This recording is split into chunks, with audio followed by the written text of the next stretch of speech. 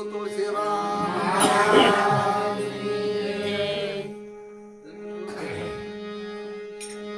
સદગુરુ ઘનશ્યામરામ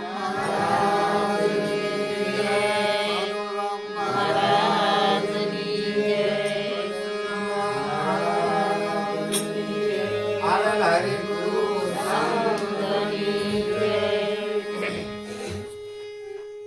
આજનો ગુરુવાર અને દશમ રમેશભાઈ ના મુકામે રાખ્યો છે કંસુબેન ના ઘેરે. બોલો સદગુરુ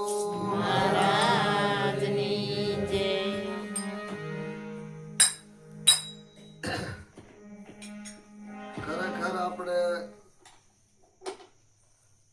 સંતો બધા હળી મળી અને પોતપોતાનો અનુભવ પણ રજૂ કરે છે. એટલે સંતો મહાપુરુષો શું બોલ્યા છે એને પણ વિચારે છે. એટલે સંતો કહે છે કે જે કરવું તે વિચારીને કરવું. એટલે સંતોએ કીધું વિચારીને હું ડગલા ભરું છું. મને જ્યાં ગમે ત્યાં હરું છું ફરું છું. મને નથી બીક આ જગતમાં કોઈ નહીં. ફક્ત મારા પ્રભુથી ડરું છું. એટલે જો ભજન સત્સંગમાં જાવું અને આમાં કોઈ બીક હોતી નથી. કારણ કે બીક તો કોની છે? તો કે આપણે ચોરી કરવી હોય તો બીક છે, જુગાર રમવો હોય તો બીક છે. એટલે ચોરી દારી જુગાર આની બીક છે ને એ આપણે કરવું નથી. એટલે સંતોએ કીધું હવે કે મને કોઈની બીક રહે નથી. એટલે આગળ કીધું કે નિરાત મહારાજે કીધું કે નામ નગર નવખંડમાં નિરાત નિર્ગુણ દેશ છે. અમર ફળતા નિપજે વર્ષે મેઘ હંમેશ. જે નામ છે ને એ નામ નું આખું નગર જ છે.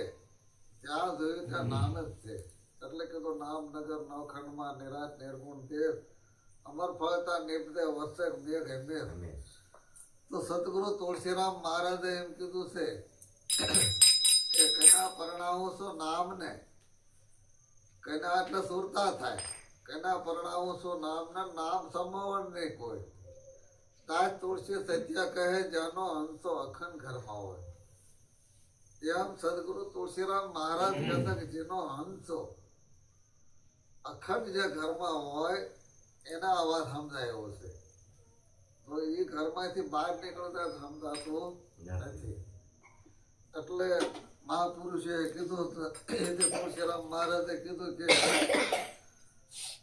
નામ ન્યાણુમાં રમે જાણે સંત વેરલા. જેને પૂરા ગુરુ ભેટા એનો તાબો માલમ હોય. આવું કોણ કે છે? નિરાત મહારાજ કે નામ ન્યાણુમાં રમે. એટલે જે સદગુરુ મહારાજ નો જે પ્રેમ છે એ પ્રેમ જયારે બધે રમી રહ્યો છે. એટલે કીધું છે કે વાલો મારો પ્રેમ ના વ્યાખ્યા રાજી. એમાં શું કરે પંડિત તમે રાજી. એટલે સંતોએ આવું પોતપોતાના અનુભવ રજૂ કર્યા છે. અને એમાં કીધું છે કે જીવન જીવને જ્યાં રાખી વાગે અનહિત તુરા. જેલમેલ જોઈતી દળ હળે વર્ષે નિર્મળ નોરા. જીવન ન્યાય જીવને રાખી. એટલે સંતોને જેવો જેવો અનુભવમાં આવ્યું એવું કીધું છે. અને એથી આગળ કીધું કે હરિ વસે છે હરિના ધનમાં તમે શું કરશો તે વનમાં. હરિ તો હરિના ધનમાં વસે છે તમે શું કરશો તે વનમાં. કાશી ના તમે ગંગાજી નાવ. પ્રભુ નથી પાણી કે પવનમાં. હરિ વસે હરિના ધનમાં તમે શું કરશો તે વનમાં. તો હરિ તો તમારામાં તો છે, બહાર સગવતવા જેવું નથી. એટલે સંતોએ કીધું તારા ઘટમાં પીવું બિરાજે. જોય અંતર પટ ખોલી હૃદયમાં વસ્તુ છે અણમોલી. તારા ઘટમાં રમી રહ્યો છે.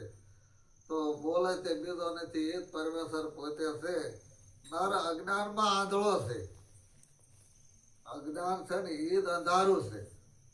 જ્યાં સુધી અજ્ઞાન છે ત્યાં સુધી એ અંધારામાંથી અંધવાળું ક્યારે મળે? કે સદગુરુના શરણે જાય તો અંજવાળું મળે.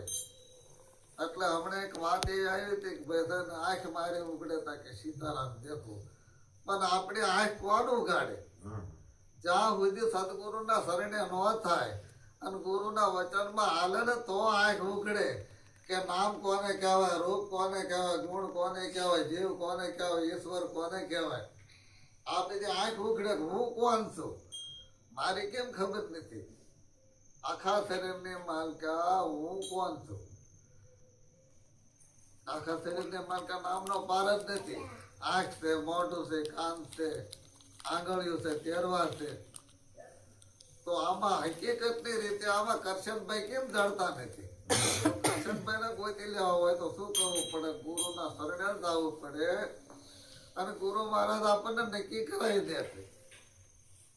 એવી રીતે કે ભાઈ જો તારે તન નથી, મન નથી, ધન નથી, શેષ નથી, આ બધું આટા પછી જે શેષ વધે ને એ તું છો, તારા સિવાય બીજો કોઈ છે નહીં.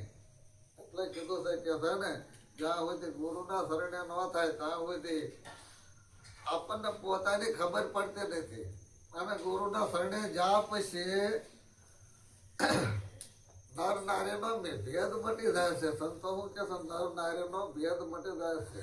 ના કોઈ નારી પુરુષ જેવું રહેતું નથી. અને સવારે બાપાએ કીધું છે ને આ ન મળે નર કે નારી, અને થયો છે રણકાર નંદળ લહેરીઓ. ના નર નારીનો ભેદ મટી જાય છે.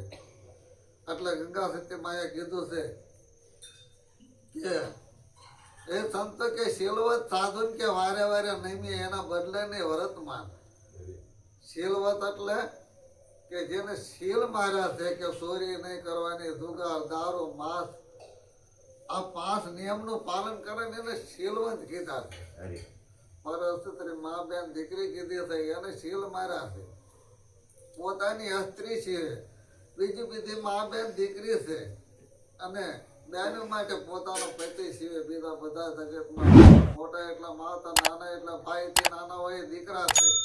આવું જયારે એનું જીવન બને છે સદગુરુના શરણે, તારે એને આંખ ઉઘડે છે કે ઈશ્વર સિવાય હવે કોઈ છે નથી. મારો ભગવાન, મારો પતિ એ જ મારો પરમેશ્વર છે.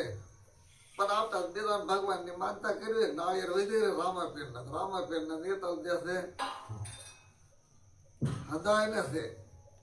તો આપણે આપણા ભગવાનને માનતા નથી અને બીજાના ભગવાનને માનવા જાય છીએ. જ્યાં સુધી પોતાના ભગવાનને નહીં માનવી ત્યાં સુધી સમજાય છે નહીં. અને આપણા ગુરુ ક્યાંય એમ નહીં કરવી ત્યાં સુધી પણ આ સમજાય છે નહીં. આટલું બોલીને આવનારે વાણંદ વિરામ આપો. બોલો સદગુરુ.